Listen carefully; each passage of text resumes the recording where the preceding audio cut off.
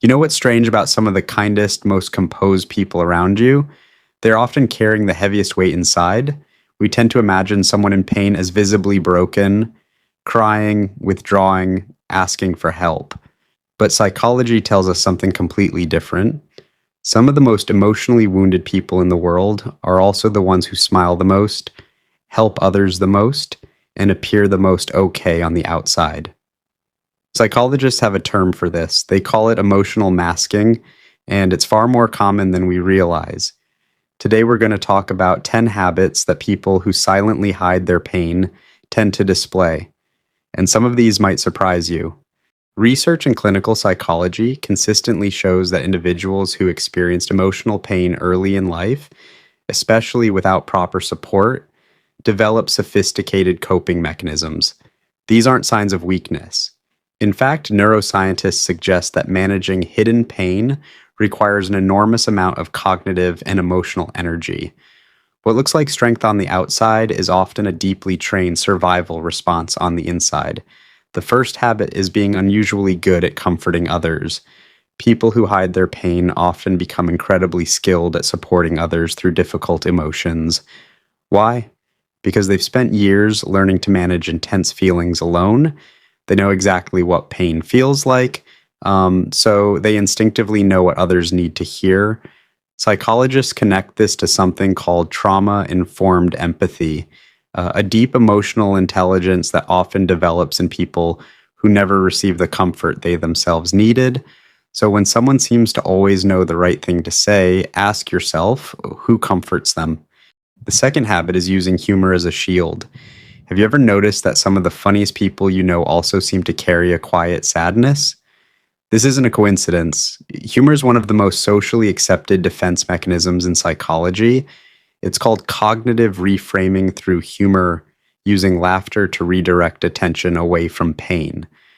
Research published in psychological journals shows that people who consistently use self-deprecating or observational humor often do so as a way to process emotions they haven't fully confronted.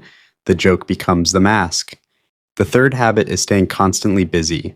People who hide their pain often fill every hour of their day, not out of ambition, but out of avoidance. An idle mind becomes a dangerous place when unprocessed emotions are waiting. Psychologists call this occupational avoidance. Using productivity as a tool to stay one step ahead of difficult feelings, they keep moving so the pain never catches up. From the outside, this looks like drive and discipline, but internally, stopping feels terrifying. The fourth habit is being extremely independent, sometimes too independent. I'm fine, I'll handle it myself. Sound familiar? People with hidden pain often develop an almost compulsive need to handle everything alone. This usually traces back to early experiences where asking for help led to disappointment, criticism, or being ignored.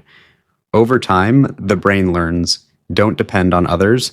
In attachment theory, this is closely linked to what psychologists call an avoidant attachment style, a pattern where emotional self-sufficiency becomes armor rather than strength. Now pause for a moment. Think about someone in your life who always seems okay. Someone who is always there for others, always smiling, never complaining. Have you ever stopped to wonder, what are they not saying? Sometimes the people who ask, are you okay? The most are the ones who most need to be asked that question themselves. Let's continue. The fifth habit is apologizing constantly, even when it's not their fault. People who carry hidden emotional wounds often have a deep, almost automatic reflex to apologize for taking up space, for having needs, for existing inconveniently. This behavior is strongly connected to what psychologists call fawn response, a trauma-based pattern where a person learns to keep the peace by making themselves smaller. It's not politeness, it's a trained survival instinct that developed in environments where their emotions were too much for others to handle. The sixth habit is being deeply sensitive to tone and energy. Ever met someone who can instantly tell when something is off in a room? Even when nothing has been said? People who have experienced emotional pain develop a heightened radar for shifts in energy, tone of voice, and body language. Neuroscientists call this hypervigilance. a state where the nervous system stays on alert, constantly scanning the environment for a potential emotional threat. What looks like exceptional social awareness is often a nervous system that learned to survive by staying one step ahead of other people's moods. The seventh habit is struggling to identify what they actually feel. This one is subtle but important. People who have spent years suppressing emotions often lose touch with their own emotional landscape. Psychologists call this alexithymia, difficulty identifying and describing one's own feelings. When asked, "How are you feeling?" they genuinely don't know. Not because they feel nothing, but because they learned so early to push feelings down that the connection between emotion and awareness became disconnected over time. Here's what's worth thinking about. We often misread these behaviors. Someone who is always busy seems motivated. Someone who is fiercely independent seems strong. Someone who is always smiling seems happy. But sometimes these are not personality traits. Sometimes they are protective patterns built over years of quietly surviving things no one knew about. The eighth habit is having a very small circle, or none at all. People who hide their pain often struggle to form deep connections, not because they don't want them, but because true intimacy requires emotional vulnerability. And vulnerability feels deeply unsafe to someone whose pain has never been met with care. Research in social psychology shows that individuals with unresolved emotional trauma often unconsciously self-isolate, not out of preference, but out of protection. And the ninth habit is being highly observant and rarely the center of attention. People carrying hidden pain often become silent observers in social situations. They watch, analyze, and adapt, say, but rarely open up.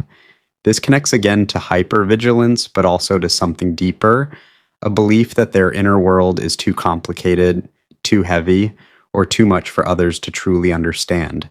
So they watch from a safe emotional distance, and they become remarkably good readers of other people in the process. If any of these habits felt familiar, whether you recognize yourself or someone you love, that recognition matters. Pain that is never acknowledged doesn't disappear. It just gets quieter and more creative in how it shows up. The most important thing psychology teaches us about hidden pain is this: it doesn't make a person broken. It makes them someone who survived something alone that they should never have had to face by themselves. And maybe the most powerful thing any of us can do is simply make it a little safer for the people around us to stop hiding. If this video resonated with you, share it with someone who might need to hear it. And in the comments, tell me one habit that you recognize in yourself or someone close to you. I read every single one.